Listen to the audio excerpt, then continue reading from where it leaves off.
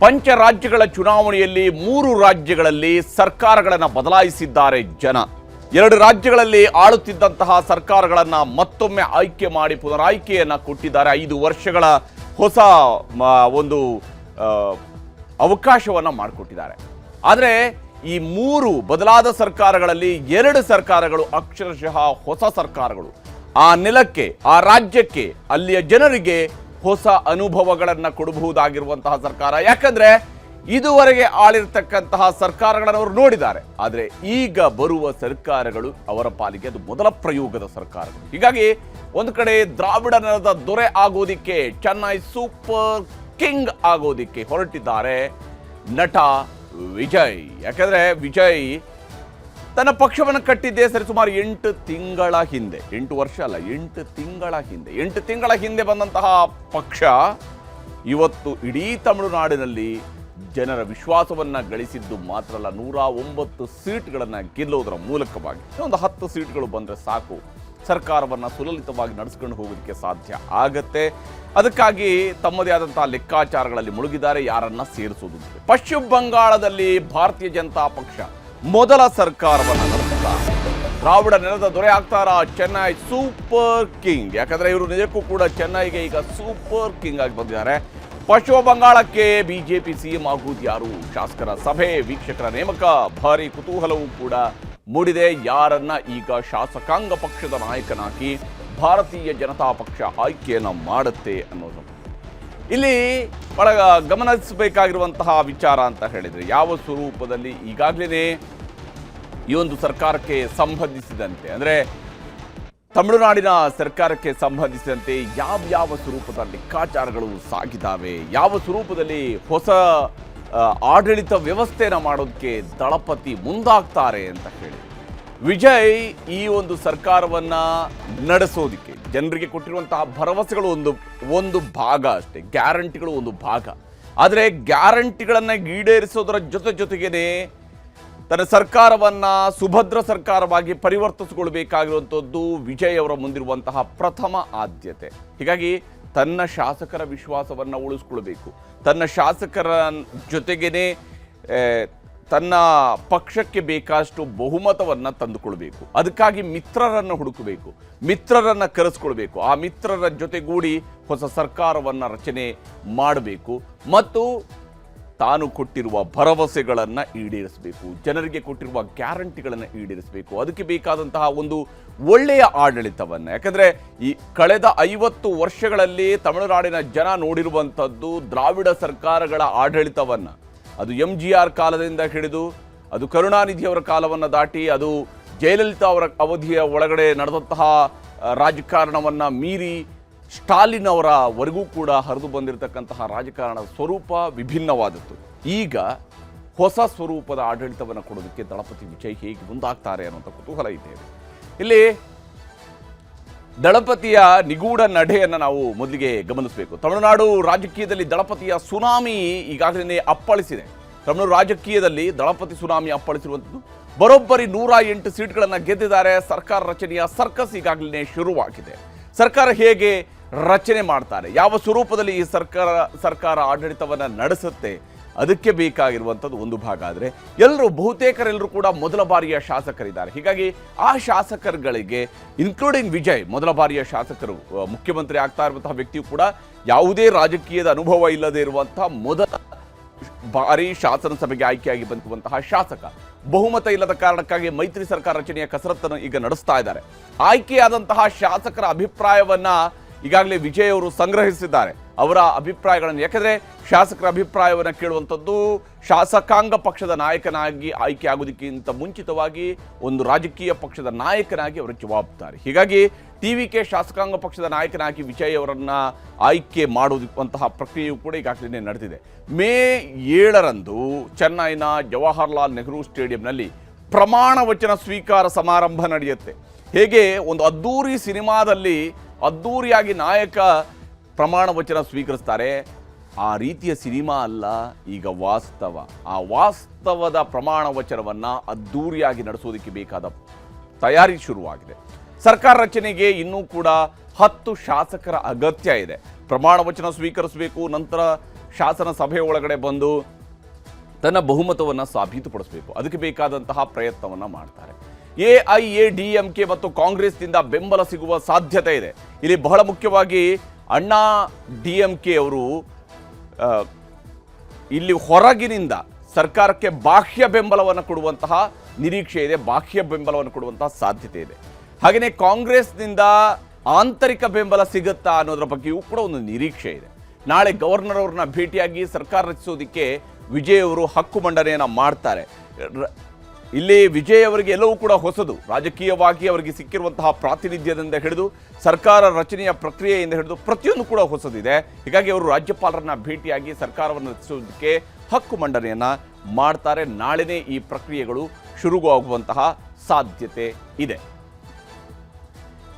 ಇದರ ನಡುವೆನೇ ಕಾಂಗ್ರೆಸ್ನ ಸಂಸದ ಹಾಗೂ ರಾಷ್ಟ್ರೀಯ ಸಂಘಟನಾ ಪ್ರಧಾನ ಕಾರ್ಯದರ್ಶಿ ಕೂಡ ಆಗಿರುವಂತಹ KC ವೇಣುಗೋಪಾಲ್ ಅವರು ಮಾತನಾಡಿದ್ದಾರೆ. ಕಾಂಗ್ರೆಸ್ನ ಬೆಂಬಲ സാധ്യതയെ ಬಗ್ಗೆ അവർ തോന്നുന്നു. പാർട്ടി എന്ത് ചെയ്യണമെന്നുള്ള നിലപാടുകൾ വരും ദിവസങ്ങളിൽ തീരുമാനിക്കും. ഇന്നും നാളെയൊക്കെ ആയിട്ട് പാർട്ടിയുടെ മുന്നിൽ എന്താണ് വഴി എന്നുള്ള കാര്യം തീരുമാനിക്കും. ഞങ്ങൾക്കൊരു മുന്നണിയിലാണ് മത്സരിച്ചത്. പക്ഷേ പുതിയ സാഹചര്യത്തിൽ എന്ത് തീരുമാനിക്കണമെന്നുള്ളത് ആലോചിച്ച് തീരുമാനിക്കുന്നു. ಈಗಾಗಲೇ ಯಾವ ಸ್ವರೂಪದಲ್ಲಿ ಇಲ್ಲಿ ವಿಜಯ್ ಮತ್ತು ವಿಜಯ್ ಅವರ ಆಳ್ವಿಕೆಯ ಲೆಕ್ಕಾಚಾರಗಳು ಸಾಗಿದಾವೆ ಅನ್ನೋದನ್ನು ನಾವು ಗಮನಿಸಬೇಕು. ಕುರ್ಚಿಗಾಗಿ ನಂಬರ್ ಗೇಮ್ ಕೂಡ ಶುರುವಾಗಿದೆ. ವಿಜಯ್ ಅವರ ಮುಂದಿರುವಂತಹ ಆಯ್ಕೆಗಳು ಯಾವ ಸ್ವರೂಪದಲ್ಲಿ ಇದೆ ಅನ್ನೋದನ್ನು ನಾವಿಲ್ಲಿ ಗಮನಿಸಬೇಕು. ಅಂದರೆ ಸಣ್ಣ ಸಣ್ಣ ಪಕ್ಷಗಳು ಗಳಿಸಿರುವಂತಹ ಸೀಟ್ಗಳನ್ನು ನಾವಿಲ್ಲಿ ಗಮನಿಸಬಹುದು. ವಿಶೇಷವಾಗಿ ಇಲ್ಲಿರುವಂತಹ ಸೀಟ್ಗಳೇನಿದ್ದಾವೆ ಇವೆಲ್ಲವೂ ಕೂಡ ಅಂದರೆ TVKನ ಹೊರತುಪಡಿಸಿರುವಂತಹ ಸೀಟ್ಗಳೇನಿದ್ದಾವೆ ಇವೆಲ್ಲವೂ ಕೂಡ DMK ಮೈತ್ರಿಕೂಟದಲ್ಲಿದ್ದಂತಹ ಪಕ್ಷಗಳ ಸೀಟ್ಗಳಿವು. DMK ಮೈತ್ರಿಕೂಟದಲ್ಲಿದ್ದಂತಹ ಕಾಂಗ್ರೆಸ್ ಬಳಿಯಲ್ಲಿ 5 ಸೀಟ್ ಇದೆ, VCK ಬಳಿಯಲ್ಲಿ 2 ಸೀಟ್ ಇದೆ, ಮುಸ್ಲಿಂ ಲೀಗ್ ಬಳಿಯಲ್ಲಿ 2 ಸೀಟ್ ಇದೆ, CPI ಬಳಿಯಲ್ಲಿ 2 ಸೀಟ್ ಇದೆ, CPM ಬಳಿಯಲ್ಲಿ 2 ಸೀಟ್ ಇದೆ. ಅಲ್ಲಿಗೆ 5, 2, 7, 9,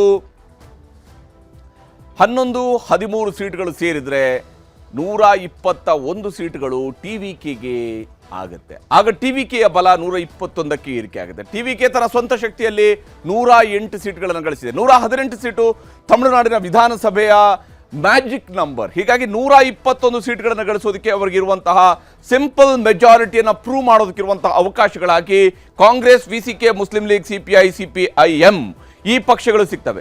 ಇವರುಗಳಿಗೆ ಇದರಲ್ಲಿರುವಂತಹ ಶಾಸಕರುಗಳು 2 ಬಾರಿ 3 ಬಾರಿ ಆಯ್ಕೆಯಾದಂತಹ ಶಾಸಕರು ಕೂಡ ಇದ್ದಾರೆ.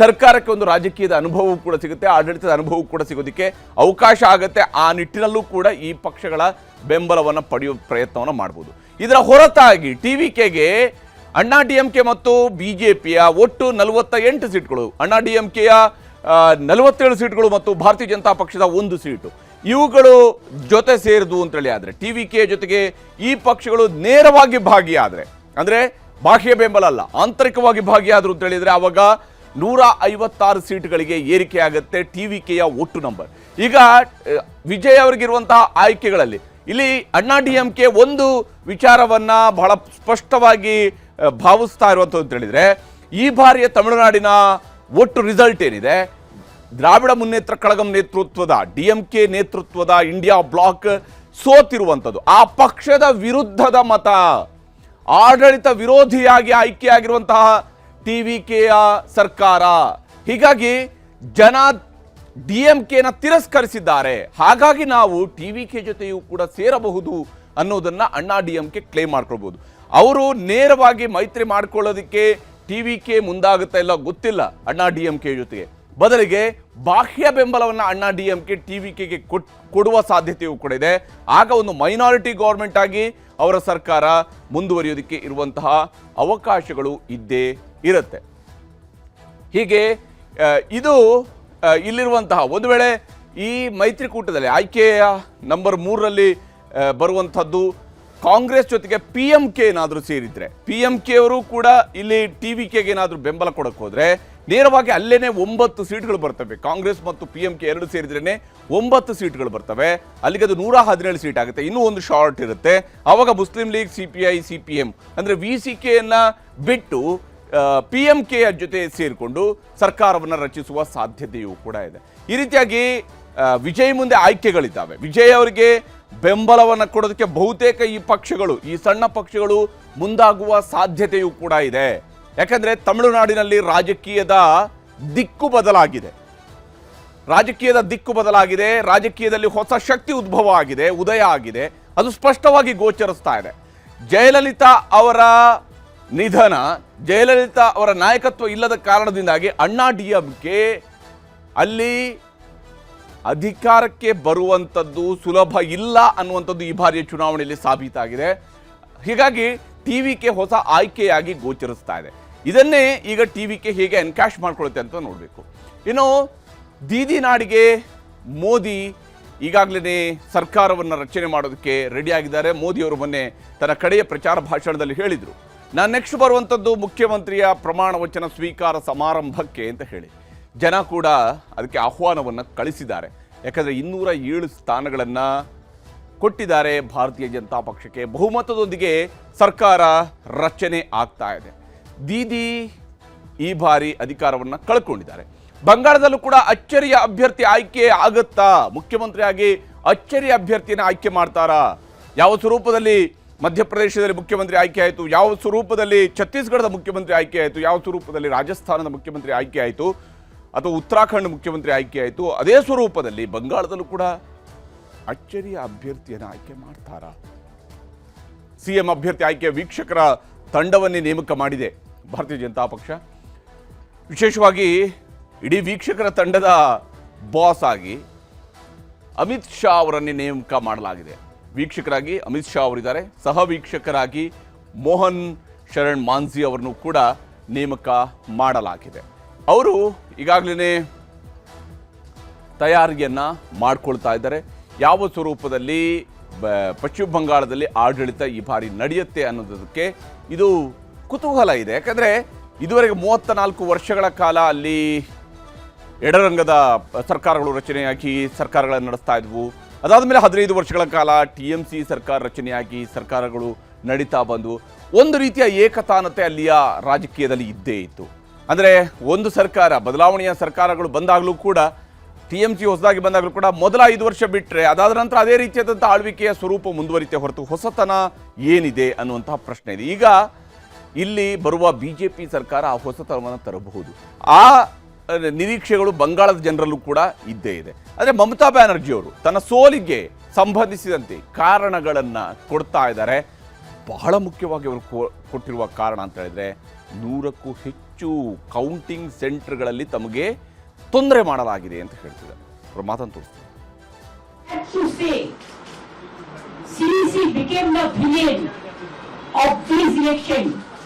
To loot the democratic rights of the people and to loot the EVM machine. Can you tell me that after voting EVM machine, 80 to 95% is a charge? How it is possible? Before 2 days of election, they started arresting all people like anything, and they changed all the IC to OC to SDO to DM to IPS, all IPS, IS, WBCS, WBPS, all the change. ಇದು ಯಾವ ರೀತಿಯಲ್ಲಿ ನೋಡಿದರೂ ಕೂಡ ಒಂದು ಅಚ್ಚರಿ. ಯಾಕಂದರೆ ಶೃಂಗೇರಿಯಲ್ಲಿ ಕಳೆದ 3 ವರ್ಷಗಳಿಂದ ರಾಜೇಗೌಡರು ಶಾಸಕರಾಗಿದ್ದರು. ಈಗ ಶೃಂಗೇರಿಯ ಶಾಸಕ DN ಜೀವರಾಜ್ ಮಾಜಿ ಶಾಸಕರಾಗಿದ್ದಂತಹ ಜೀವರಾಜ್ ಅವರೀಗ ಹಾಲಿ ಶಾಸಕರಾಗ್ತಾ ಇದ್ದಾರೆ. ಮರು ಮತ ಎಣಿಕೆಯಲ್ಲಿ BJP ಗೆಲುವನ್ನು ದಾಖಲಿಸಿಕೊಂಡಿದೆ. ಮರು ಮತ ಎಣಿಕೆ ಆಗಿರುವಂಥ ಕೇವಲ ಅಂಚೆ ಮತಗಳಿಗೆ ಸೀಮಿತವಾಗಿ. ಈ ಅಂಚೆ ಮತಗಳ ಕೌಂಟಿಂಗ್ನಲ್ಲಿ ಈಗ BJP ಗೆಲುವನ್ನು ದಾಖಲಿಸಿಕೊಂಡಿರುವಂಥ 3 ವರ್ಷಗಳ ನಂತರ, ಕೋರ್ಟ್ ಹೋರಾಟದ ನಂತರ, ಕೋರ್ಟ್ ತೀರ್ಪಿನ ನಂತರ ಈಗ ಜೀವರಾಜ್ ಅವರ ಆಯ್ಕೆಯನ್ನ ಕಾಂಗ್ರೆಸ್ನವರು ವಿರೋಧಿಸ್ತಾ ಇದ್ದಾರೆ. ಅದು ಹೇಗೆ ಹೇಳ್ತಿದ್ದಾರೆ ಅಂದರೆ, ವೋಟ್ ಚೋರಿ ಆಗಿದೆ, ವೋಟ್ ಡಕಾಯಿತಿ ಆಗಿದೆ ಅಂತ ಹೇಳ್ತಿದ್ದಾರೆ. ಆಳಂದ ಮಾದರಿಯಲ್ಲಿ ಶೃಂಗೇರಿಯಲ್ಲೂ ವೋಟ್ ಚೋರಿ ಆಗಿದೆ ಅನ್ನುವಂತಹದ್ದು ಇವರು ಮಾಡ್ತಾ ಇರುವಂತಹ ಆರೋಪ. ಆದರೆ ಅದು ಅಷ್ಟೇ ಅಲ್ಲ, ಇದು ವೋಟ್ ಚೋರಿ ಅಷ್ಟೇ ಅಲ್ಲ, ಮುಖ್ಯಮಂತ್ರಿಯವರು ಹೇಳಿದ್ದಾರೆ ಇದು ವೋಟ್ ಡಕಾಯಿತಿ ಅಂತ ಹೇಳಿದ್ದಾರೆ. CM BJP ಮೇಲೆ ನೇರವಾದಂಥ ಆರೋಪವನ್ನು ಮಾಡ್ತಾ ಇದ್ರೆ ಕ್ರಿಮಿನಲ್ ಕೇಸ್ಗೆ ಅವರು ಸಿದ್ಧತೆಯನ್ನು ಮಾಡ್ಕೊಳ್ತಾ ಇದ್ದಾರೆ. BJP ನಾಯಕರು ಇದು ಸುಮ್ಮನೆ ಕುಳಿತಿಲ್ಲ, ಅವರೂ ಕೂಡ ಇದಕ್ಕೆ ಪ್ರತ್ಯುತ್ತರವನ್ನು ಕೊಡುವಂತಹ ಕೆಲಸವನ್ನು ಮಾಡ್ತಾ ಇದ್ದಾರೆ. ಯಾಕಂದ್ರೆ ಗೆದ್ದಿರುವ ಸೀಟು ಯಾರದ್ದು? ಶೃಂಗೇರಿಯಲ್ಲಿ ಗೆದ್ದಿರುವ ಸೀಟು ಯಾರದ್ದು ಅನ್ನುವಂತಹ ಪ್ರಶ್ನೆ. 3 ವರ್ಷಕ್ಕೊಬ್ಬರು ಶಾಸಕರು, 2 ವರ್ಷಕ್ಕೊಬ್ಬರು ಶಾಸಕರು ಅನ್ನುವಂತಹ ರೀತಿಯ ಪರಿಸ್ಥಿತಿ ಸದ್ಯಕ್ಕೆ ಶೃಂಗೇರಿಯ ಜನರಿಗೂ ಕೂಡ ಸಿಕ್ಕಿರುವಂಥದ್ದು. ಶೃಂಗೇರಿಯಲ್ಲಿ ರಿಸಲ್ಟ್ ಏನಾಗಿದೆ, ಏನು ಕತೆ ಇದು ಅನ್ನೋದನ್ನು ಗಮನಿಸಬೇಕು. ನೋಡಿ, 2023ರಲ್ಲಿ ಚುನಾವಣೆ ನಡೆದಾಗ TD ರಾಜೇಗೌಡರು ಕಾಂಗ್ರೆಸ್ನ ಆಗಿನ ಹಾಲಿ ಶಾಸಕರೇ ಇದ್ದರು, ಅವರು ಪುನರಾಯ್ಕೆ ಆಗ್ತಾರೆ. DN ಜೀವರಾಜ್ ಅವರು ಮಾಜಿ ಶಾಸಕರು, ಅವರು ಸೋಲನ್ನು ಕಾಣ್ತಾರೆ. ಅವತ್ತು ರಾಜೇಗೌಡರಿಗೆ EVM ಮೂಲಕ 58,602 ಮತಗಳು ಬಂದಿದ್ರೆ 58,278 ಮತಗಳು EVM ಮೂಲಕವಾಗಿ. ಆದರೆ EVM ಮತಗಳಲ್ಲಿ ಜೀವರಾಜ್ ಅವರಿಗಿಂತ ಸರಿಸುಮಾರು 330 ಮತಗಳು ಇವರಿಗೆ ಹೆಚ್ಚುವರಿಯಾಗಿ ಬಂದಿತ್ತು. ರಾಜೇಗೌಡರಿಗೆ 300ಕ್ಕಿಂತ ಹೆಚ್ಚು ಮತಗಳು EVM ಮೂಲಕ ಬಂದಿದ್ವು.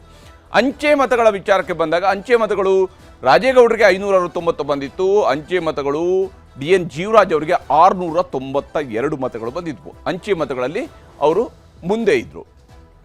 ಒಟ್ಟು ಮತಗಳಲ್ಲಿ 59,171 ಮತಗಳು ರಾಜೇಗೌಡರಿಗೆ ಬಂದರೆ 58,970 ಮತಗಳು ಜೀವರಾಜ್ ಅವರಿಗೆ ಬಂದು ಜೀವರಾಜ್ ಅವರು 201 ಮತಗಳ ಅಂತರದಿಂದ ರಾಜೇಗೌಡರ ವಿರುದ್ಧ ಸೋಲನ್ನು ಕಂಡಿದ್ರು. ರಾಜೇಗೌಡರು ಶಾಸಕರಾಗಿ 2ನೇ ಬಾರಿಗೆ ಆಯ್ಕೆ ಆಗಿದ್ರು. ಆದರೆ ಮುಂದುವರೆದು ಇಲ್ಲಿ ಅಂಚೆ ಮತಗಳ ವ್ಯತ್ಯಾಸ ಬಹಳ ಮುಖ್ಯವಾಗಿತ್ತು. 2023ರಲ್ಲಿ TD ರಾಜೇಗೌಡರಿಗೆ 569 ಅಂಚೆ ಮತಗಳು ಬಂದಿದ್ರೆ ಮರು ಎಣಿಕೆಯಲ್ಲಿ ರಾಜೇಗೌಡರಿಗೆ ಬಂದಿರುವಂತಹ ಮತಗಳ ಸಂಖ್ಯೆ 314ಕ್ಕೆ ಇಳಿಕೆಯಾಗಿದೆ.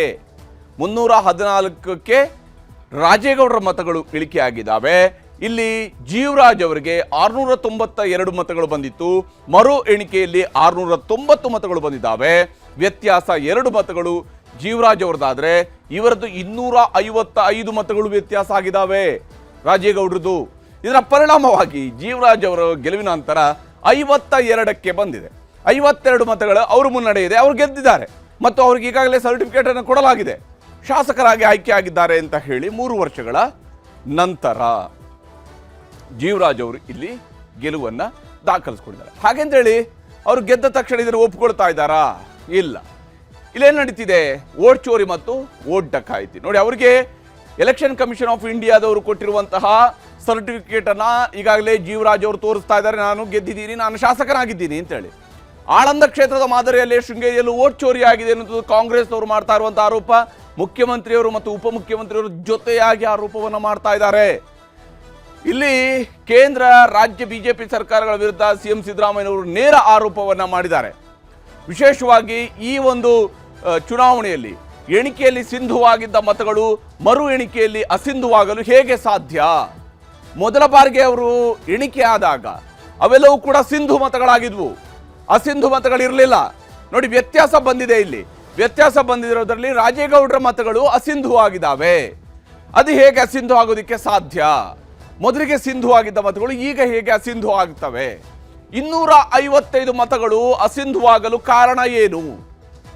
ಎಣಿಕೆಯಾಗಿದ್ದ ಮತಗಳಲ್ಲಿ 255 ಮತಗಳು ಅಸಿಂಧು ಆಗಿದ್ದಾವೆ, ಹೇಗೆ ಸಾಧ್ಯ ಅನ್ನುವಂಥದ್ದನ್ನ ಕಾಂಗ್ರೆಸ್ ಕೇಳ್ತಾ ಇದೆ. ಬಿಜೆಪಿ ಅವರಿಂದ ರಾಜಕೀಯದ ಪಿತೂರಿ ಆಗಿದೆ, ಕ್ರಿಮಿನಲ್ ಕೃತ್ಯ ಆಗಿದೆ ಅಂತ ಹೇಳ್ತಿದ್ದಾರೆ. ಕ್ರಿಮಿನಲ್ ಕೃತ್ಯ ಆಗಿದೆ.